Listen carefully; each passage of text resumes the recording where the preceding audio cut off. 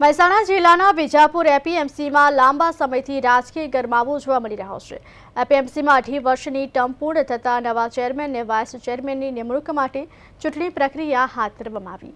આ ચૂંટણી પ્રક્રિયામાં ભારતીય જનતા પાર્ટીના માર્ગદર્શન હેઠળ સર્વસંમતિથી નિર્ણય લેવામાં આવ્યો, જેમાં ખેડૂતોના હિતને ધ્યાનમાં રાખી સર્વાનુમતે રાજુભાઈ પટેલને એપીએમસીના નવા ચેરમેન તરીકે અને બચુભાઈ પટેલને વાઇસ ચેરમેન તરીકે ચૂંટવામાં આવ્યા। આ નિમણૂક સાથે જ વિજાપુર એપીએમસીમાં રાજકીય સ્થિરતા સ્થપાશે તેવી આશા વ્યક્ત કરવામાં આવી રહી છે।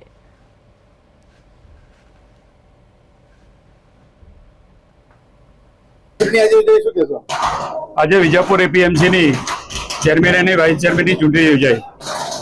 એમાં અમારા આદરણીય નરેન્દ્રભાઈ મોદી સાહેબ જે સતત ખેડૂતની ચિંતા કરવાવાળા અને જે પોષણક્ષમ ભાવ ટેકાના ભાવે જે ખરીદી થઈ રહી છે એના ભાગરૂપે આજે વિજાપુર એપીએમસીમાં ચૂંટણી યોજાઈ।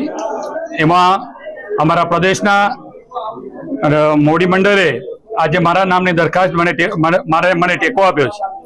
જ્યારે મારી નિમણૂક કરી છે ત્યારે હું પ્રદેશનો તમામ નેતાગણનો આભાર માનું છું। સાથે સાથે અમારા મહેસાણા જિલ્લાના યશસ્વી અધ્યક્ષ ગિરીશભાઈ રાજગોર સાહેબનો પણ અને એમની પૂરી ટીમનો પણ હું આજના પ્રસંગે આભાર માનું છું। અને અમારા ટોટલ વિજાપુરની ટીમ અને મારા ટોટલ